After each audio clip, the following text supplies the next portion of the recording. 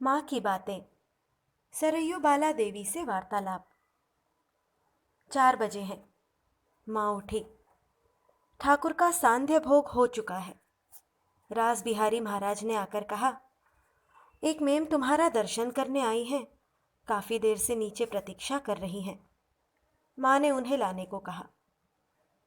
Ma'am के आकर प्रणाम करते ही माँ ने आओ कहते हुए उनका हाथ पकड़ लिया, मानो हाथ मिला रही हो। माँ जो कहा करती है, जहाँ जैसा वहाँ वैसा, जब जैसा तब तैसा, यह उसी का प्रत्यक्ष निदर्शन देखने को मिला। इसके बाद उन्होंने उस महिला की ठोड़ी का स्पर्श करके अपने हाथ को चूमा। मैम ने बताया कि वे बंगला जानती हैं और बोली, मेरे आने से कहीं आपको कोई असुविधा तो नहीं हुई? मैं काफ़ी समय से आई हुई हूँ, बड़ी दुखी हूँ। मेरी एक पुत्री है, बहुत अच्छी लड़की है, वह बड़ी बीमार है, इसीलिए माँ आपसे दया की भिक्षा मांगने आई हूँ। आप कृपा करें ताकि वहाँ ठीक हो जाए। बड़ी अच्छी लड़की है माँ। अच्छी इसलिए कहती हूँ कि हम लोगों में आजकल शायद ही कोई अच्छी स्त्री मिलती है। मैं सच कहती हूँ, उनमें से कई बहुत दुष्ट हैं, बदमाश हैं, परंतु यह लड़की वैसी नहीं है। आप इस पर कृपा कीजिए। माँ ने कहा, मैं तुम्हारी पुत्री के लिए प्रार्थना करूँगी, वह ठीक हो जाएगी। यह बात सुनकर मेम बड़ी आश्वस्त हुई और बोली, तो फिर अब चिंता की कोई बात नहीं। आप जब कह रही हैं कि ठीक हो जाएगी, तो ठीक होगी ही, अवश्य होगी, अवश्य होगी, अवश्य होगी। उनकी बात से बड़ा बल तथा विश्वास व्यक्त हो रहा था। माँ ने करुण अंतर से गोलाब माँ को कहा, ठाकुर का एक फूल ला दो, एक कमल ले आना। बिल्व पत्र के साथ एक कमल लाकर गोलाब माँ ने माँ के हाथ में दे दिया। माँ उसे हाथ में लेकर थोड़ी देर आंखें मूंदे रही।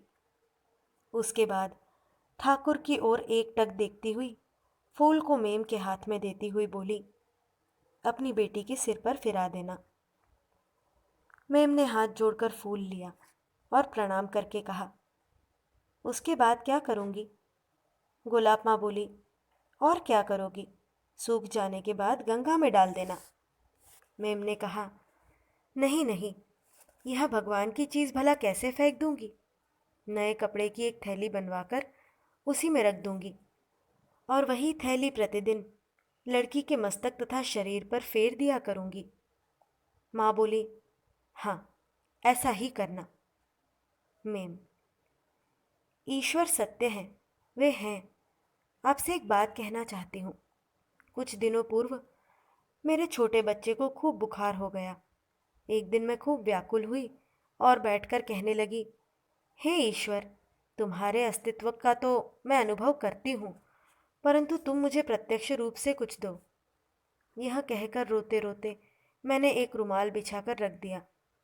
काफ़ी देर बाद मैंने देखा कि रुमाल की तहों के बीच काठ की 3 तीलियां हैं।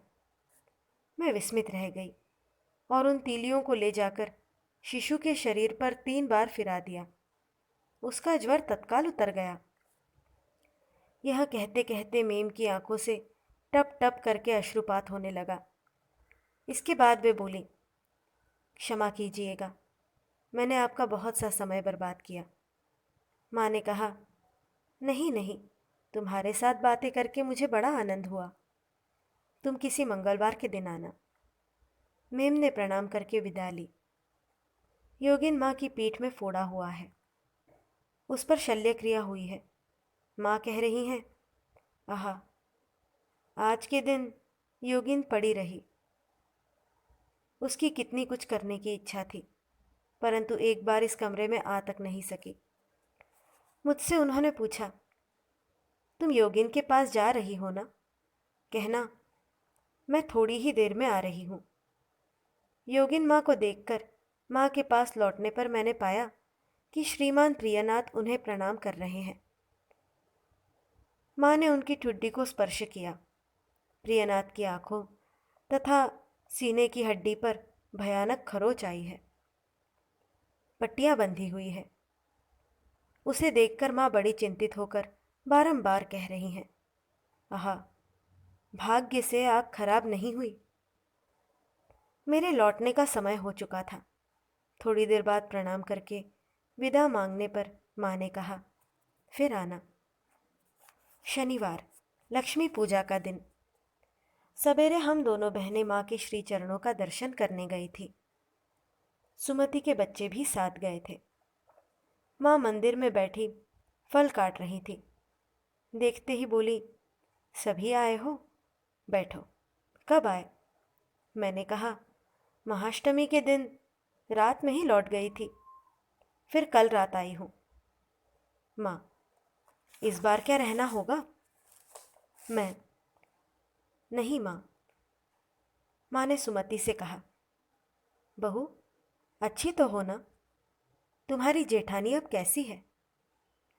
2 महिलाएं दीक्षा लेने आई हैं। उनके आकर प्रार्थना करते ही माँ ने कहा, हाँ, और भी 2 लड़के हैं। कहते कहते एक अन्य महिला आकर बोली कि वे भी दीक्षा लेने आई हैं। माँ ने कहा, तब तो बहुत हो गए जी। सुमति ने स्वप्न में स्वयं को माँ की चंडी ज्ञान से पूजा करते तथा लाल किनारे की साड़ी देते देखा है। वही देने की सोचकर वहां ले आई है, परंतु लज्जावश उनसे बोल नहीं पा रही है।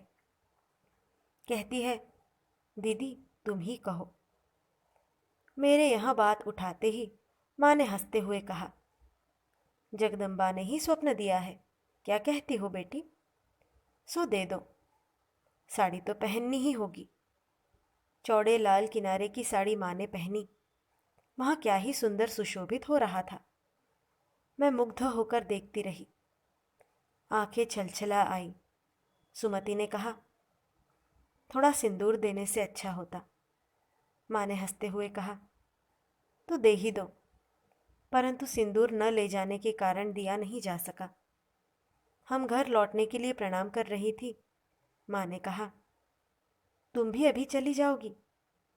मैं, हाँ माँ, जाना होगा। आज थोड़ा अधिक ही भोजन बनाना है। माँ, फिर आओगी ना? मैं, हाँ, अपराह्न में आऊँगी।